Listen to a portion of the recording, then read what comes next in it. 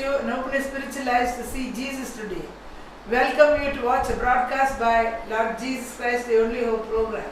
Take a moment to get your Bibles and listen to this wonderful message that can change your lives forever on the feast of Passover.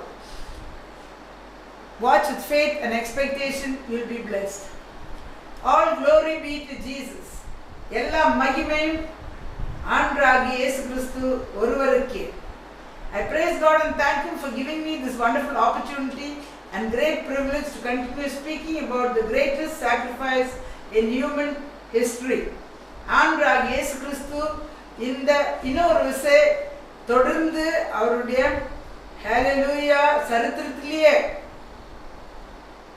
காணாத கேட்காத பெரிய தியாகத்தை பற்றி பேசும்படிக்கு கொடுத்த மகா பெரிய பாக்கியத்துக்கும் ஸ்லாக்கியத்துக்கும் நன்றியோடு அவரை துதிக்கிறேன். About the death, burial and resurrection of our Lord and Savior Jesus Christ.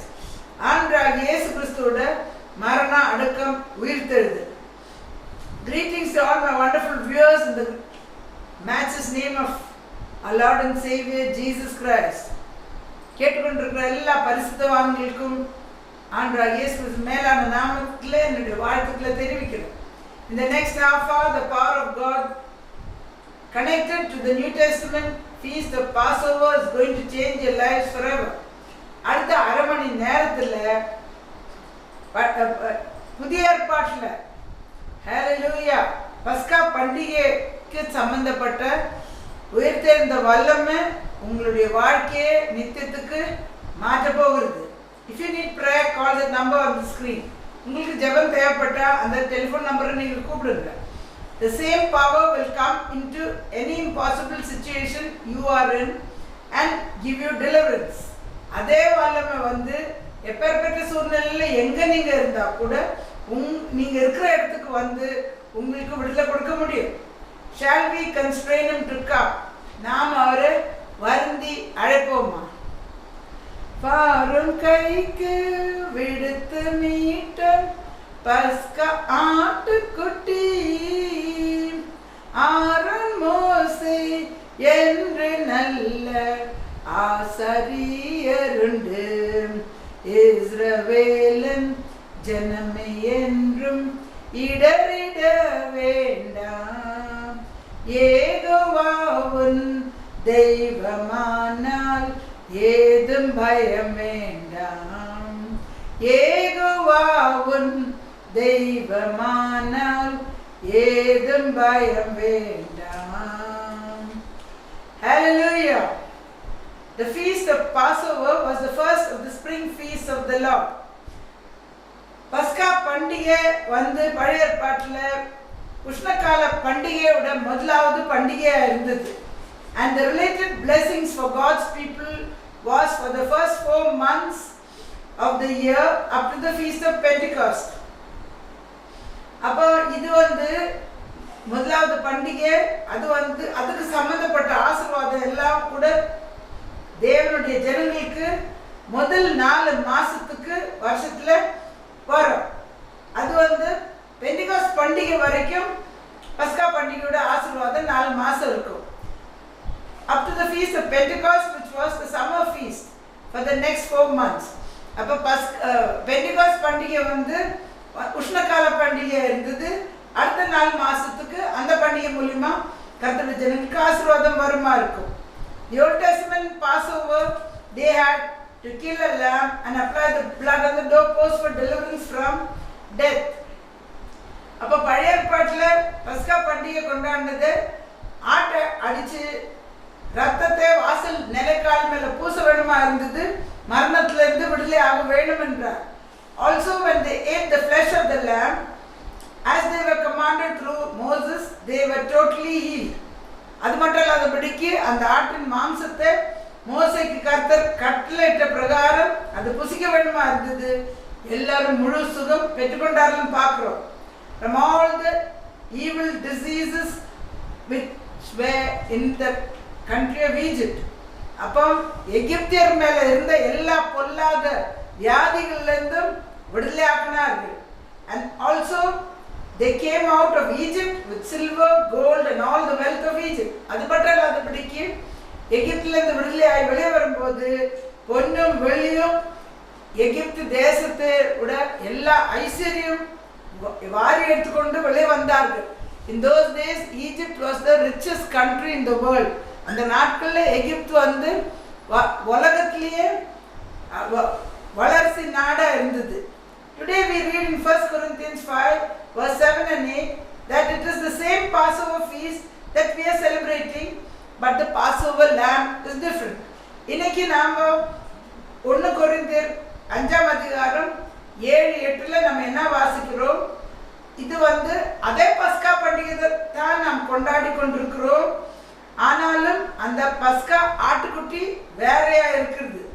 The Lord Jesus Christ, who is God manifest in the flesh, has become the Passover Lamb of God who took the sins of the whole world on himself. ஆண்டவராகிய இயேசு கிறிஸ்து யாரா இருக்கிறார்? மாம்சத்தில் வெளிப்பட்ட தேவன் பஸ்கா ஆட்டுக்குட்டி மாறி உலகத்தின் பாவத்தை அவர் மேலே சுமந்து தீர்த்தார். It was the animal who was the sacrifice then. Now the Creator himself has become a living sacrifice once and for all. பழைய ஏற்பாட்டில் மிருகம் தான் பலியானதை பார்க்கிறோம்.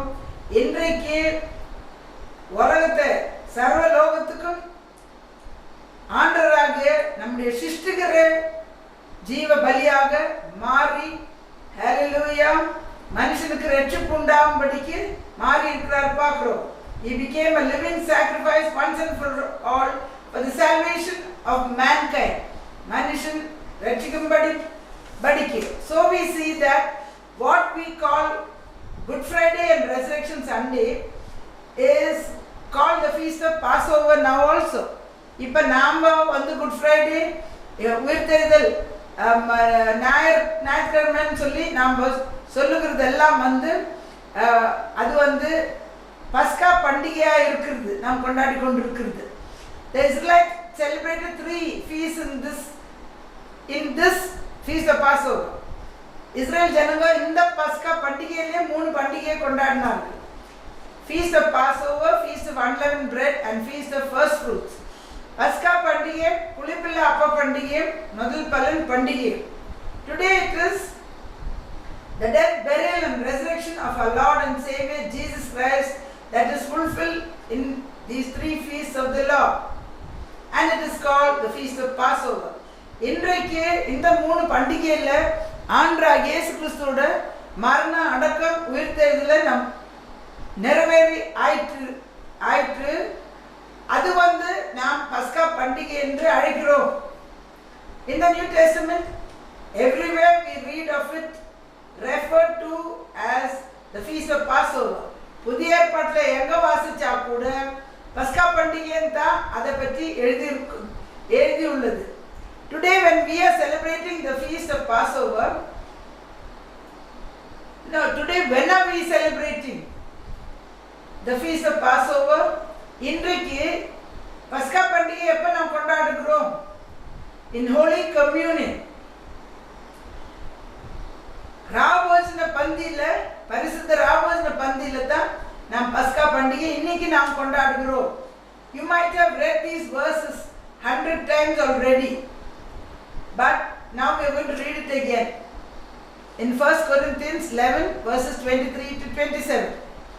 1 கொரிந்தியர் 11:23-27 வசனம் வரைக்கும் வாசிக்க போகிறோம். நீங்க 100 முறை கூட இந்த வசனங்களை வாசித்திருக்கலாம். ஆனாலும் இன்றைக்கு நீங்கள் வாசிக்கும் போது அது வேற மாதிரி இருக்கும். But today when you are going to hear it being read, it's going to affect you in a different way. Hallelujah.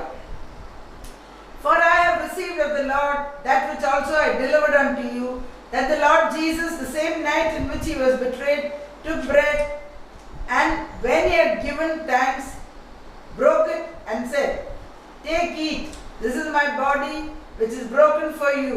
This do in remembrance of me.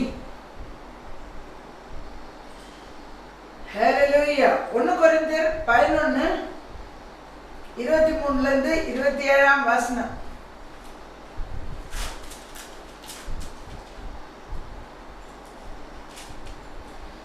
நான் உங்களுக்கு ஒப்புவித்ததை கர்த்தரிடத்தில் பெற்றுக்கொண்டேன். என்னவெனில் கர்த்தராகிய இயேசு தாம் காட்டிக் கொடுக்கப்பட்ட அன்று ராத்திரியில அப்பத்தை எடுத்து ஸ்தோத்திரம் பண்ணி அதை பிட்டு நீங்கள் வாங்கி புசியுங்கள். இது உங்களுக்கு பிக்கப்பட்ட என்னுடைய சரீரமாயிருக்கிறது. என்னை நினைவு கூறும்படி இதை செய்யுங்கள் என்றார். Hallelujah. So we read in verse 25, after the manner also he took the cup when he had supped, saying, this cup is the New Testament in my blood. This do you as often as you drink it in remembrance of me. 25வது வசனத்துல வாசிக்கிறோம், போஜனம் பண்ணின பின்பு அவர் அந்தபடியே பாத்திரத்தையும் எடுத்து, இந்த பாத்திரம் என் இரத்தத்தினாகிய புதிய உடன்படிக்கையின் குறியது. நீங்கள் இதை பானம் பண்ணும் போதெல்லாம் என்னை நினைவு கூறும்படி இதை செய்யுங்கள் என்றார். Verse 26, for as often as you eat this bread and drink this cup, you do show the Lord's death till he come. 26ஆம் வசனத்துல என்ன வாசிக்கிறோம், ஆகையால் நீங்கள் இந்த அப்பத்தை புசித்து இந்த பாத்திரத்திலே பானம் பண்ணும் போதெல்லாம் கர்த்தர் வரும் அளவும் அவருடைய மரணத்தை தெரிவிக்கிறீர்கள். Hallelujah. Hallelujah.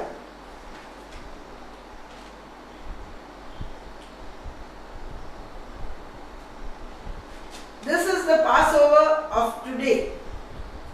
இன்றைக்கு நாம் கொண்டாடுகிற பஸ்கா பண்டிகை எதென்றால் கர்த்தருடைய ராபோஜன பந்தி. Every time you partake of Holy Communion or the Lord's Supper, it is the Passover meal you are eating. ஒரு நேரத்திலும் நாம் ராபோஜனத்தில் பங்கு பெறும்போது பஸ்கா போஜனத்தை நீங்கள் புசித்துக் கொண்டிருக்கிறீர்கள். Hallelujah. In verse 23, Apostle Paul writes, I have received of the Lord that which I have delivered to you. 23ஆம் வசனத்துல அப்போஸ்தலன் பவுல் என்ன எழுதுகிறார் என்றால், நான் உங்களுக்கு ஒப்புவித்ததை கர்த்தரிடத்தில் பெற்றுக்கொண்டேன். Hallelujah.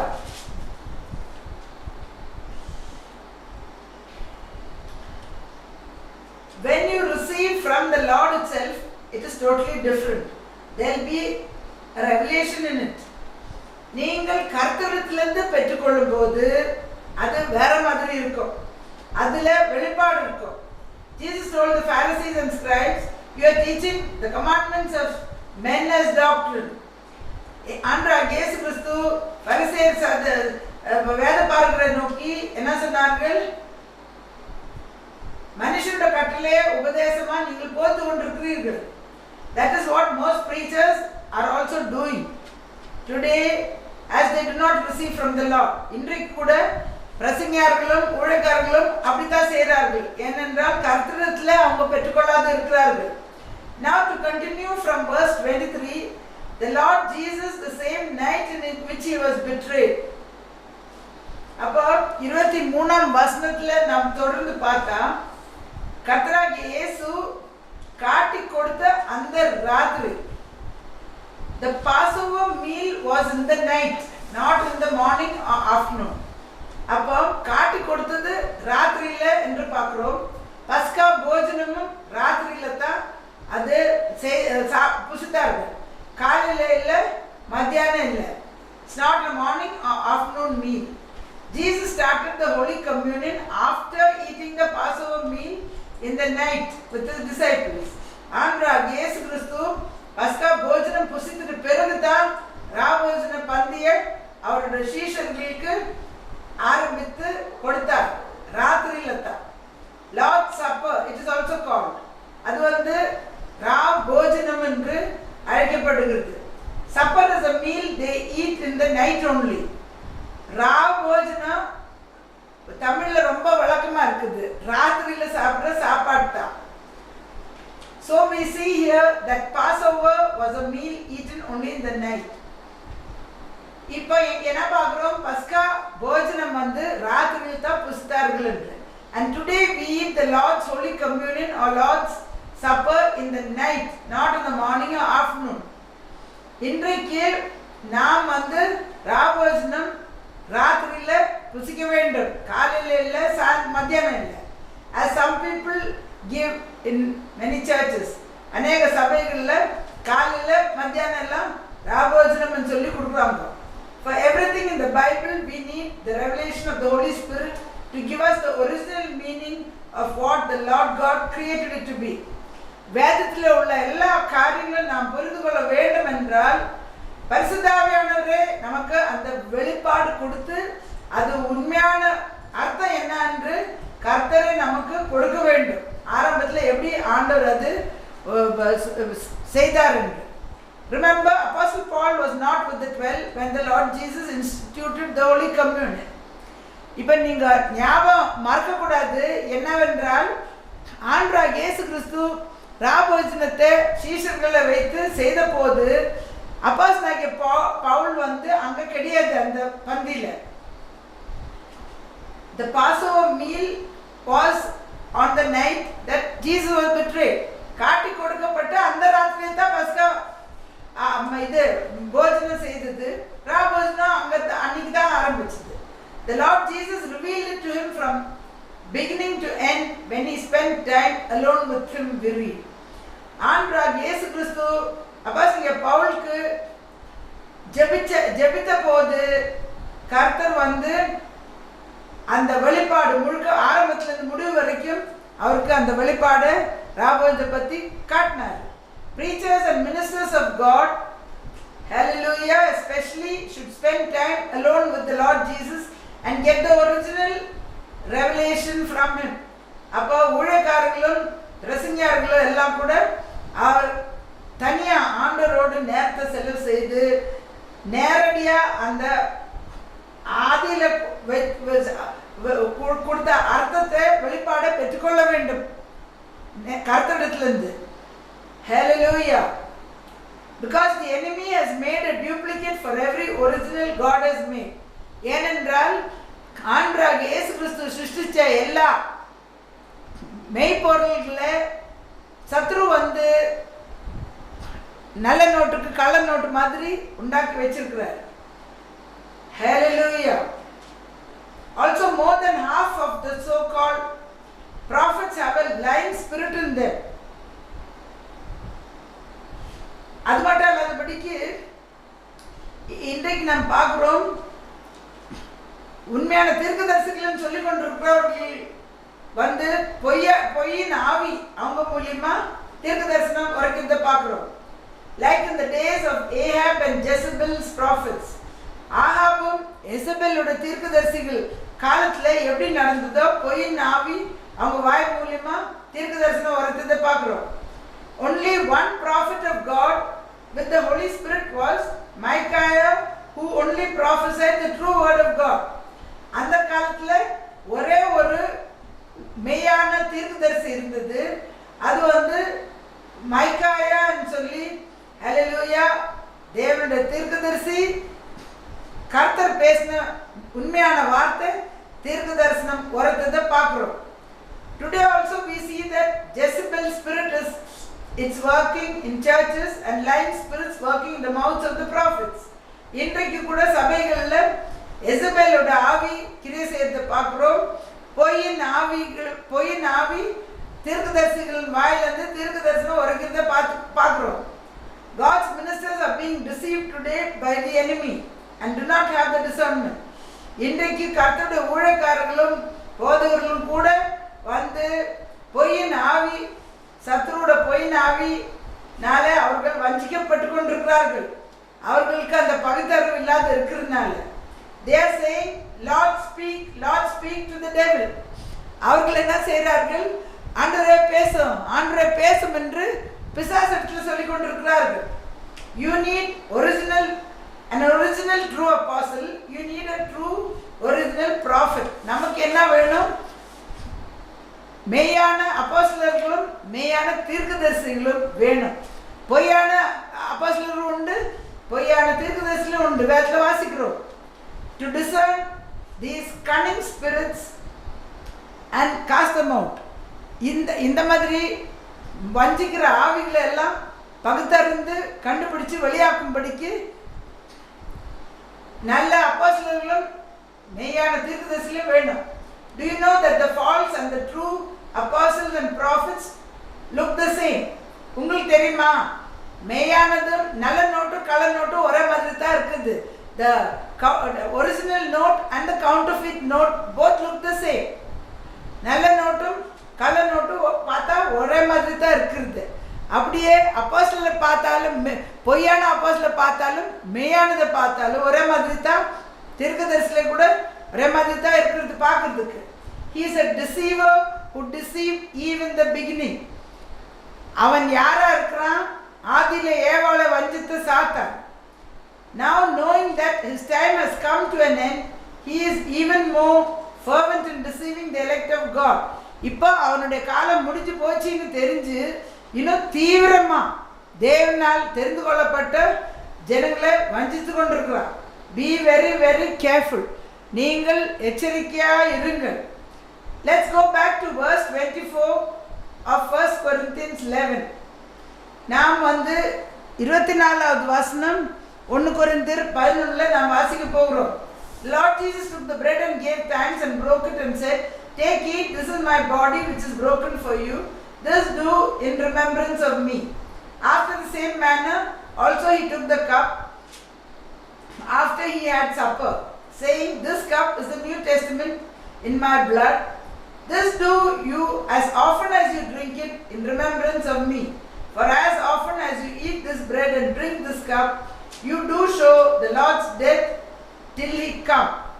24வது வசனத்திலிருந்து நாம் வாசித்தா, சோதரம் பண்ணி அதை பிட்டு நீங்கள் வாங்கி புசியுங்கள், இது உங்களுக்காக பிக்கப்பட்ட என்னுடைய சரீரமாக இருக்கிறது, என்னை நினைவு கூறும்படி இதை செய்யுங்கள் என்றார். போஜனம் பண்ணின பின்பு அவர் அந்தபடியே பாத்திரத்தையும் எடுத்து, இந்த பாத்திரம் என் இரத்தத்தினால ஆகிய புதிய உடன்படிக்கையில் ஆகியிருக்கிறது, நீங்கள் இதை பானம் பண்ணும் போதெல்லாம் என்னை நினைவு கூறும்படி இதை செய்யுங்கள் என்றார். ஆகையால் நீங்கள் இந்த அப்பத்தை புசித்து இந்த பாத்திரத்தில் பானம் பண்ணும் போதெல்லாம் கர்த்தர் வரும் அளவும் அவருடைய மரணத்தை தெரிவிக்கிறீர்கள். Hallelujah. So what are we doing? Hallelujah.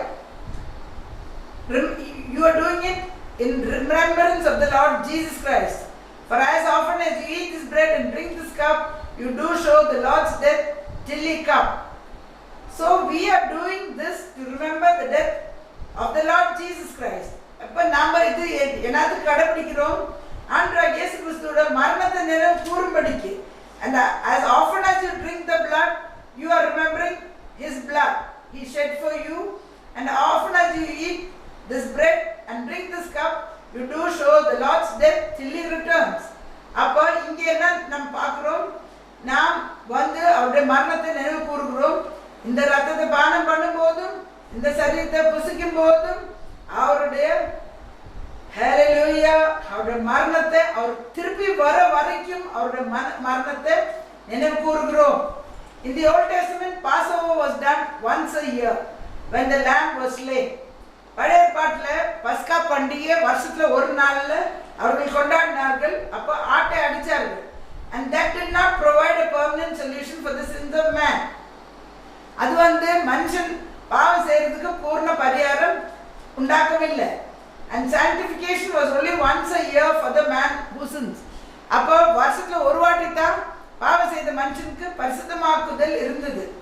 Today the Lord Jesus Christ has shed his precious, priceless, pure blood for us. இன்றைக்கு ஆண்டவராகிய இயேசு கிறிஸ்து பஸ்கா பலி ஆயிட்டு அவருடைய விலையேறப்பெற்ற பரிசுத்த ரத்தத்தை நமக்காக சிந்தி இருக்கிறார்.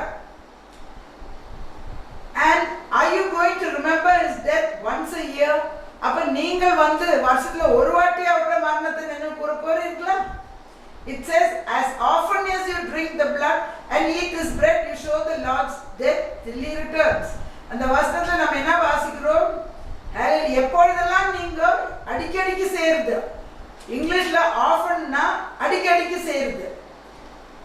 இப்ப நீங்க அந்த ரத்தத்தை புசிக்கிறீர்களோ, அந்த அப்பத்தை புசிக்கிறீர்களோ, அடிக்கடிக்கு நீங்க ராபோஜனத்தை செய்யும் போது அவரோட வருகை வரைக்கும் அவரோட கர்த்தரோட மரணத்தை தெரிவிக்கிறீர்கள். If you have a church, at least twice a month you should have Holy Communion in the evening. நீங்க சபை நடத்துற ஊழியர்களா இருந்தா மாசத்துல 2 வாட்டி நீங்கள் என்ன செய்யணும்? ராபோஜனத்தை அல்லேலூயா சபையில செய்ய வேண்டும். அதான் மாலையில கூட செய்யணும்.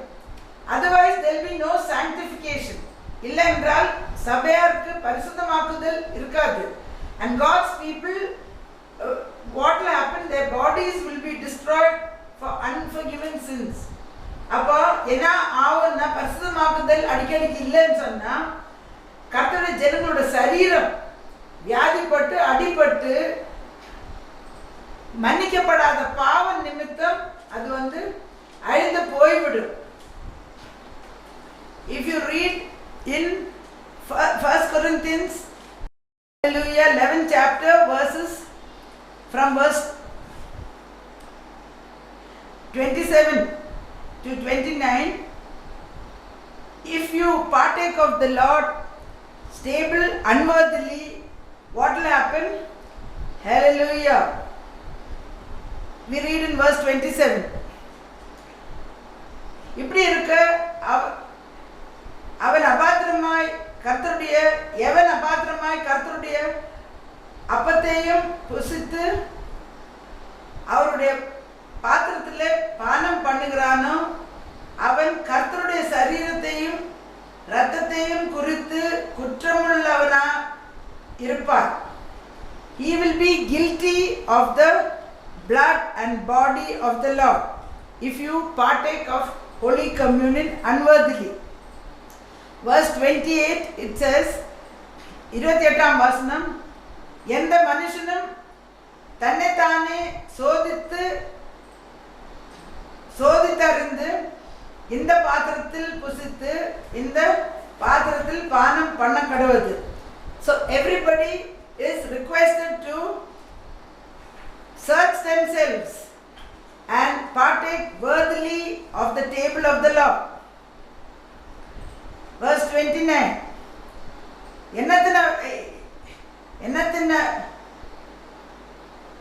என்னத்தினால் அபாத்திரமாய் போஜனம் பண்ணுகிறவன் கர்த்தருடைய சரீரம் இன்னதென்று நிதானித்து அறியாததினால் தனக்கு ஆக்கினை தீர்ப்பு வரும்படி போஜனம் பண்ணுகிறான். இது நிமித்தம் உங்களில் அநேகர் பலவீனரும் வியாதியும் உள்ளமாயிருக்கிறார்கள், அநேகர் நித்திரையும் அடைந்திருக்கிறார்கள். So if you see in verse 29 and 30, because they are partaking without discerning the Lord's body and the hallelujah and the body and blood of Christ, they bring condemnation on themselves by taking Holy Communion. If without discerning the Lord's body, don't partake of it.